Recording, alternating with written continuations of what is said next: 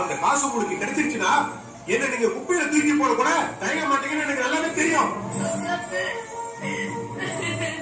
இத பாருங்க, உங்களுக்கு வேணா பெத்த கடமைக்காக ஜீவனாம்ச மாதிரி ஏதாவது ஒரு தொகையை மாசம் மாசம் நான் உங்களுக்கு அனுப்பி வைக்கிறேன். இதை விட்டுடுங்க. என்னடா வார்த்தை இது? காசு கொடுத்துட்டா பெத்த கணக்கு முடிச்சு போயிடுமாடா? முடிஞ்சு போகாதுன்னு எனக்கு தெரியுமா? ஆனா அவங்க அதானே கணக்கு பாக்குறாங்க. அதையும் கொடுத்தே நான் கணக்கை தீர்க்கிறேன். பிரசாத், ஆத்திரத்துல நீ பாட்டுக்கு பேசிக்கிட்டே போற.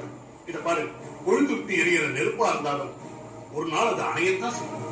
அப்ப நம்ம எல்லாத்தையும் முடிவு பண்ணிக்கலாம். இல்லப்பா, இன்னும் கொஞ்ச நாள் நான் காத்திருந்தேன்னா அந்த நெருப்பு என்னை எரிச்சிடும். என்னை சுத்தி அவனும் சரி நடக்குது. நான் ஆத்திரத்துல பேசுறேன். அந்த வார்த்தை மாறி போயிருந்தா நீங்க நினைக்கிறீங்க. எதுவும் மாறாதபடி எல்லாம் சட்டப்படி எழுதி பதிவு பண்றப்பா. பெத்தவங்கிற உரிமையில தானே இவங்க எங்க வீட்டு கைப்பற்றினாங்க. அந்த உரிமையை சட்டப்படி நான் ரத்து செய்யறேன்.